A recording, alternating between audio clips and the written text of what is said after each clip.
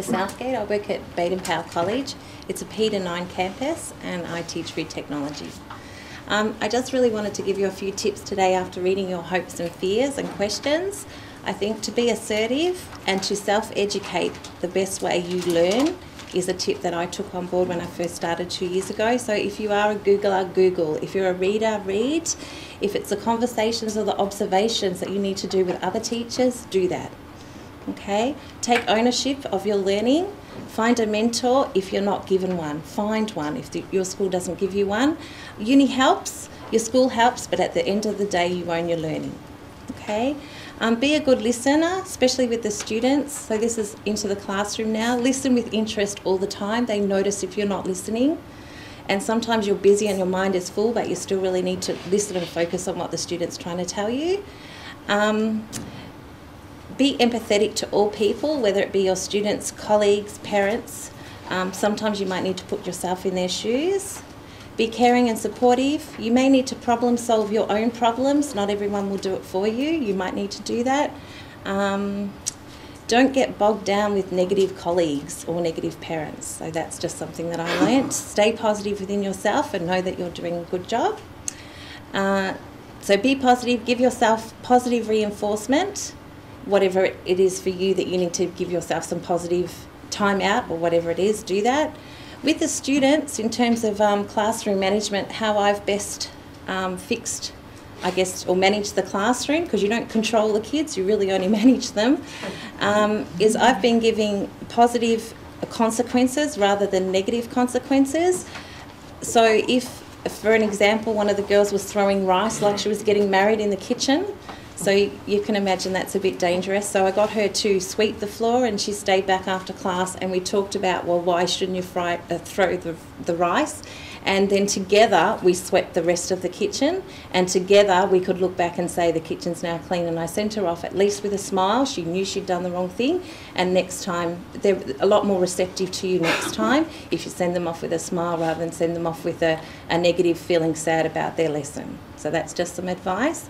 Make sure all people, students, parents, leave feeling happy with a smile. So I said that.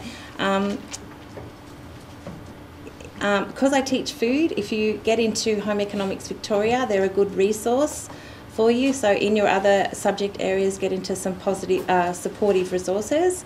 Have a motto. My motto was be determined to succeed.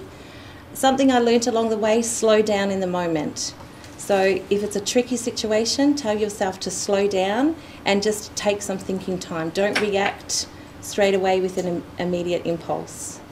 So if you can do that, that's much better, to just slow down in the moment. Remember, some students have internal motivation, so they're very easy to motivate and they'll do the work that you set for them, no problem.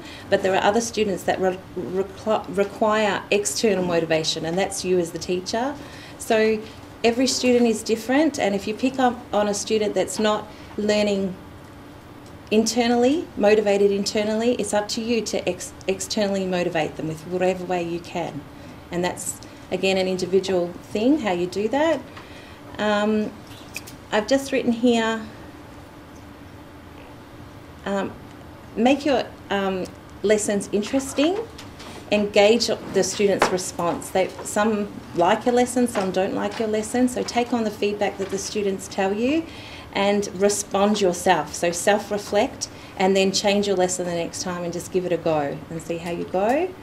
And one of the fears up there is balance is the biggest thing. You have to balance this commitment in your study, your home life, your family life, and your job at the school.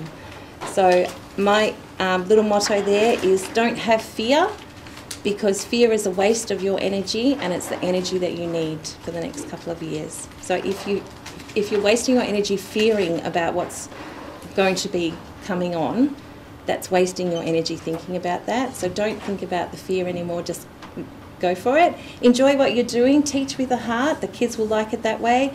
Be organised, stay on top of your uni work and your teaching duty, prioritise and do what you need to do first and keep your study day as the study day. Okay, don't let anybody else take that time from you, that's your time. Okay, I don't want to scare you with this digital portfolio, but this is how I presented at the end of my 2 years to the change teachers, and it really just sums up everything that I've done over the 2 years.